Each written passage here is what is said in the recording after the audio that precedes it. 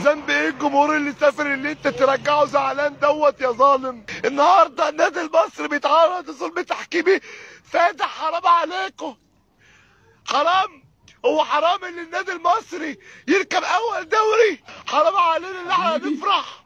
حبيبي حرام ان الجمهور اللي سافر 4 ساعات ومستلف فلوس علشان يسافر، الشباب الصغير اللي كان نفسه فرقته النهارده تكسب. ليه؟ اتحاد الكوره لازم المستر كامل ابو علي يقدم شكوى في كل طاقم التحكيم. ولا عايزين نشوفك يا محمود يا ناجي يا ظالم. محمود ناجي زملكاوي معروف، معروف اللي هو زملكاوي. الجمهور اللي سافر ده ذنبه ايه؟ انا مش زعلان على الجمهور اللي سافر. يا حبيبي.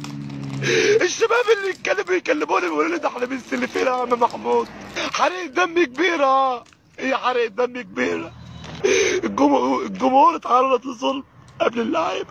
الجمهور اتعرض لظلم قبل اللعيبة بالسركان. ايه الحاجات المضحكه دي؟ انت مضحك قوي يا معلم على فكره. ازاي واحد يجي له قلب يضحك على الحاجات اللي زي كده؟ يا عم عليك انت والزمالك، عليا النعمه انتوا الاتنين يهود ما تفرقوا عن بعض.